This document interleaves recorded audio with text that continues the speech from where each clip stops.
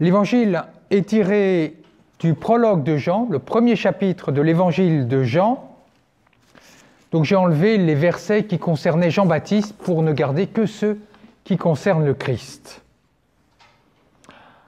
Au commencement était le Verbe, et le Verbe était auprès de Dieu. Et le Verbe était Dieu. Il était au commencement auprès de Dieu. C'est par lui que tout est venu à l'existence, et rien de ce qui s'est fait ne s'est fait sans lui. En lui était la vie, et la vie était la lumière des hommes. La lumière brille dans les ténèbres, et les ténèbres ne l'ont pas saisie. Le Verbe était la vraie lumière qui éclaire tout homme en venant dans le monde. Il était dans le monde, et le monde était venu par lui à l'existence. Mais le monde ne l'a pas reconnu. Mais à tous ceux qui l'ont reçu, il a donné le pouvoir de devenir enfants de Dieu, eux qui croient en son nom. Ils ne sont pas nés du sang, ni d'une volonté charnelle, ni d'une volonté d'homme. Ils sont nés de Dieu. Et le Verbe s'est fait chair. Il a habité parmi nous. Et nous avons vu sa gloire, la gloire qu'il tient de son Père, comme Fils unique, plein de grâce et de vérité. Nous avons eu part à sa plénitude. Nous avons reçu grâce après grâce. La grâce et la vérité sont venues par le Christ. Dieu, personne ne l'a vu. Le Fils unique, lui qui est Dieu, lui qui est dans le sein du Père, c'est lui qui l'a fait connaître. Alors l'évangile que nous avons lu est un peu compliqué, je le reconnais.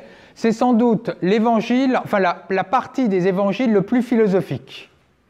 Alors je vais vous donner quelques clés, 3 clés pour vraiment comprendre cet évangile. Si on comprend cette partie d'évangile, on a compris, on a tout compris.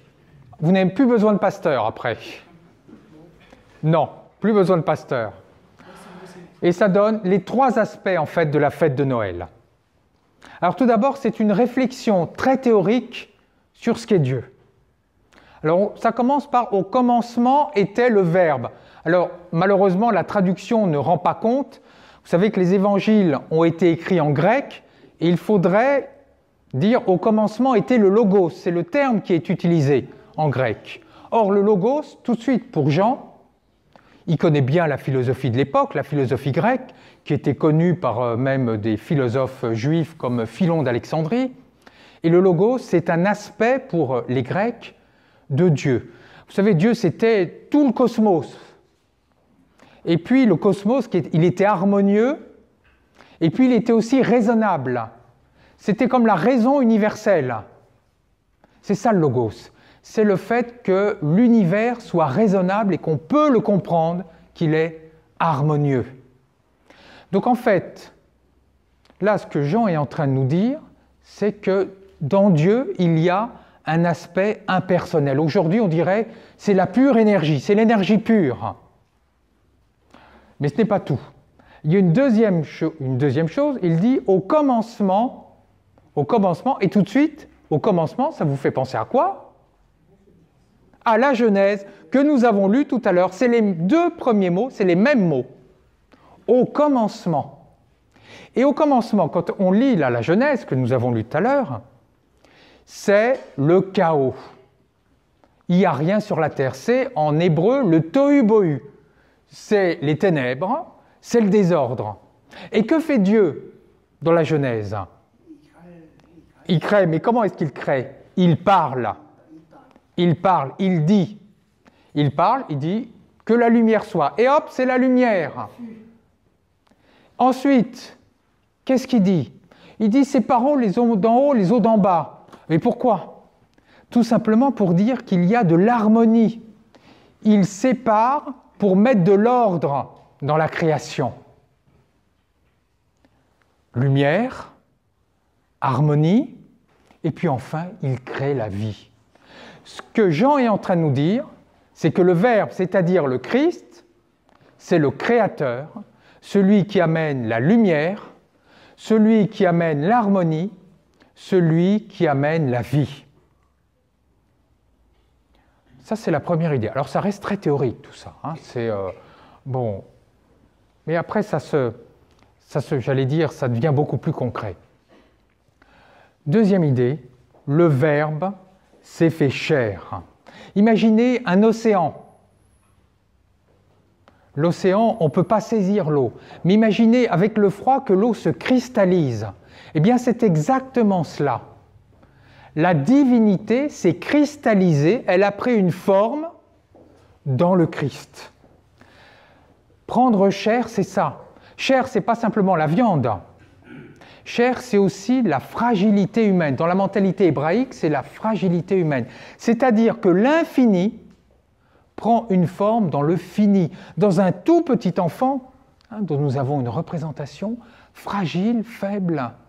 Dans une famille modeste, l'infini prend forme dans une personne fragile qui est Jésus.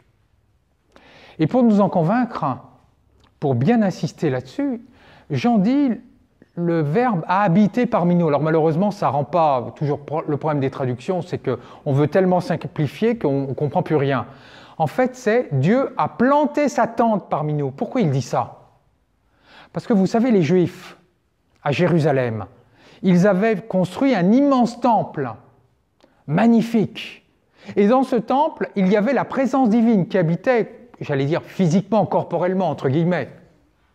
Mais avant d'habiter à Jérusalem, avant d'être dans la terre promise, qu'avaient fait les Juifs? Ils avaient erré dans le désert pendant 40 ans, et où est-ce qu'ils abritaient la présence de Dieu?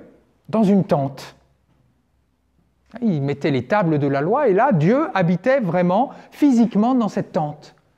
La tente, c'est quelque chose de fragile, contrairement au temple. Jean ne dit pas Dieu a mis son temple parmi nous, il a mis sa tente parmi nous, pour dire voilà, c'est dans la fragilité du Christ qu'il a habité. C'est la deuxième idée.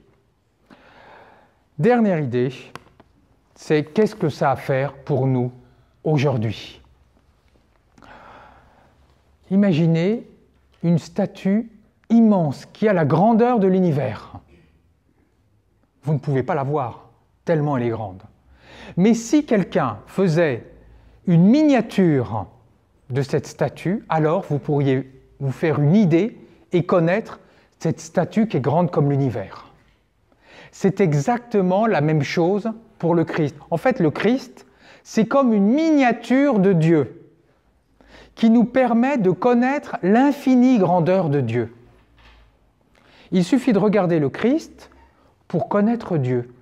Et le Christ, qu'est-ce qu'il a fait? D'abord, qu'est-ce qu'il a dit? Il a prêché l'amour. Nous avons une idée en entendant le Christ que Dieu est amour. Qu'est-ce qu'il a fait le Christ? Il a guéri des malades. Il a eu pitié des faibles.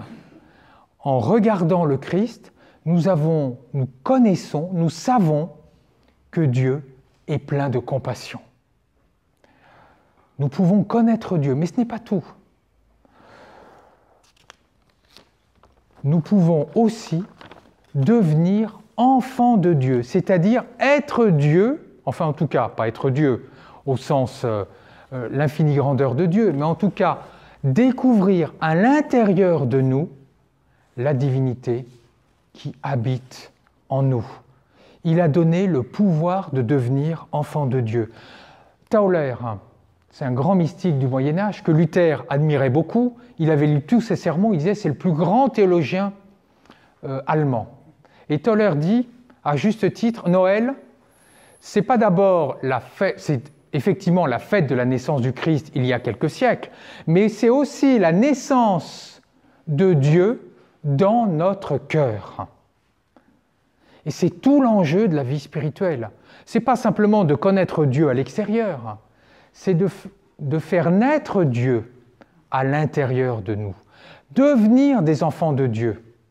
Irénée dit, Dieu s'est fait homme pour que l'homme devienne Dieu. Et comment est-ce que nous pouvons devenir Dieu? Tauler dit, voilà, nous sommes dispersés, complètement, on va à droite, à gauche, et là, notre société est en plein dedans.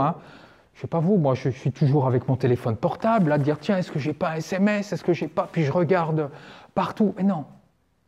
Il faut aller à l'intérieur de nous-mêmes, être concentré à l'intérieur de nous-mêmes, comme un tireur. Vous savez, un tireur à l'arc, Non, là, j'ai pas d'arc, je vais tuer personne, mais il ferme un œil et puis il est très concentré.